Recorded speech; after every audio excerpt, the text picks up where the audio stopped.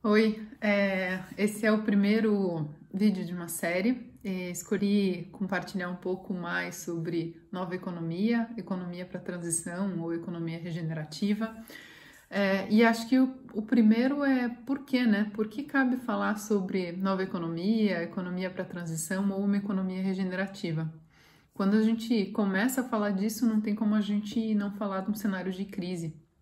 E se a gente for pensar, a crise no mundo que a gente vive, com mais de 7 bilhões de pessoas, ela se tornou algo complexo, porque ela passa, primeiro, por uma crise ambiental, que a gente está usando os recursos, né? Não gosto dessa palavra porque não são recursos do planeta, eles não estão à nossa disposição, mas a gente está usando tudo aquilo que o planeta tem de uma maneira que é muito mais rápido o nosso uso do que o planeta consegue regenerar. Isso nos leva a uma crise ambiental muito grande.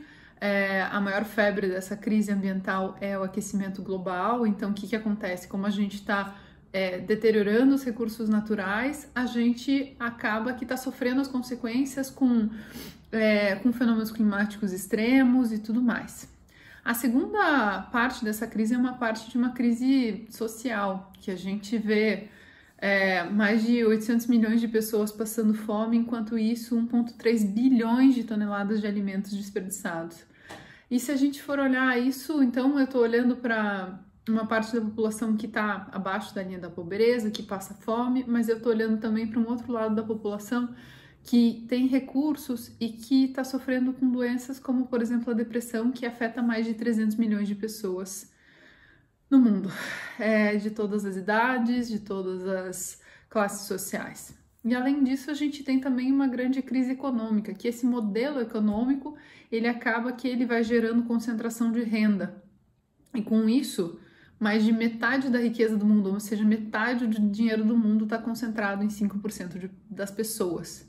Isso quer dizer que quanto mais você continua nesse modelo econômico, mais pouca gente acumula riquezas para uma base muito gigante de pessoas não ter riquezas. Então, é uma hora meio que da gente questionar isso tudo, assim. E acho que a outra crise, assim, que é muito nítida é a crise de propósito. Se a gente for olhar um estudo da Gallup, sobre satisfação em trabalho, 13% das pessoas respondiam que estavam satisfeitas com o que elas faziam.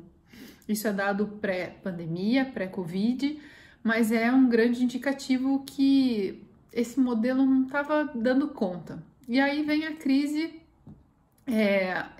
vem toda essa questão de pandemia, e aí a gente descobre mais uma crise, e mais uma crise global, que é a crise do sistema de saúde. Então, de alguma forma, a gente não investiu suficiente globalmente, e aí tem algumas coisas que você começa também a olhar para esse sistema e olhar e falar, tem alguma coisa aí que talvez a gente precise revisitar e colocar a ordem de prioridade de uma forma diferente. Por exemplo, no Reino Unido, 87% dos leitos das camas de hospitais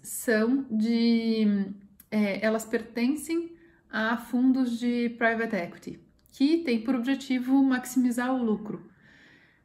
Então, se a gente vai olhar para isso tudo, a gente começa a olhar que o modelo econômico que a gente escolheu, talvez ele precise olhar um pouco para outras dimensões. E aí que eu acho que entra essa conversa da nova economia, que para mim é uma conversa que a gente tem que conseguir lidar com a maior crise, para mim, que é de todos os tempos, que é essa crise da imaginação. Cada vez que a gente fala de nova economia, alguém pega um velho modelo e traz esse velho modelo. E fala, não, mas o socialismo já não deu certo. E você fala, calma, não é a gente tentar achar muito rápido uma resposta, e sim a gente começar a organizar o nosso pensamento e trabalhar a nossa imaginação para ver o que é possível. Talvez o que seja possível num contexto local seja diferente do que seja possível num outro contexto, mas é uma história da gente começar a não ir tão rápido para as respostas e começar a fazer essa conversa circular um pouco mais, a gente se questionar tanto na nossa vida pessoal, quanto no nosso trabalho, quanto em outros meios, assim, para olhar e ver como que a gente, em cada um desses pontos, pode começar a fazer frente a essa crise. Então, a partir de agora eu vou compartilhar mais conteúdo sobre todo esse assunto, que tem tudo a ver com liderança e que se interconecta, então vamos junto aí nessa conversinha.